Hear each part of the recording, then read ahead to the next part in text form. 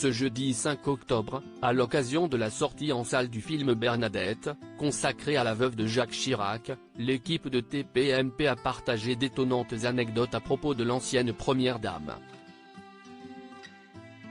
Sortie au cinéma ce mercredi 4 octobre, Bernadette, de Léa Doménac, revient sur la vie de l'ancienne première dame après la victoire à la présidentielle de Jacques Chirac en 1995.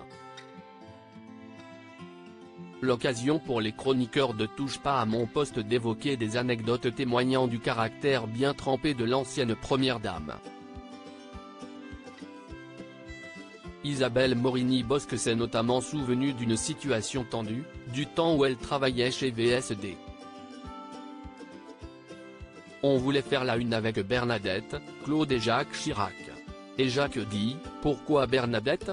Claude et moi ça suffit », raconte la journaliste. Le chef du service politique de VSD de l'époque, embêté, s'adresse alors à Bernadette Chirac. « Je suis désolé, je voudrais quand même que vous soyez sur la photo, comment le convaincre ?» demande-t-il à l'ancienne première dame qui lui répond, catégorique, « Non, non, ne vous inquiétez pas. Pour qu'il y ait une photo de famille, il faut déjà qu'il y ait une famille. » Un moment fâcheux qui souligne les relations tendues qui existaient entre Jacques et Bernadette Chirac à l'époque. Bernadette Chirac, elle pouvait être très dure, selon Isabelle Morini-Bosc. Isabelle Morini-Bosc a continué à fouiller dans ses souvenirs de Bernadette Chirac, évoquant notamment l'antipathie non dissimulée que cette dernière ressentait à l'égard d'un ancien patron de France Télévisions. C'est vrai qu'elle pouvait être très dure, admet la journaliste avant d'ajouter, elle détestait le patron de France Télévisions qu'elle trouvait mal habillé et obséquieux.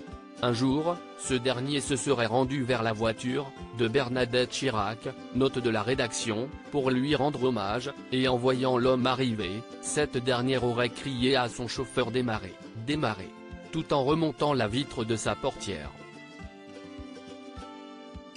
Il s'est coincé les doigts dans la vitre de la voiture, se souvient Isabelle Morini-Bosc.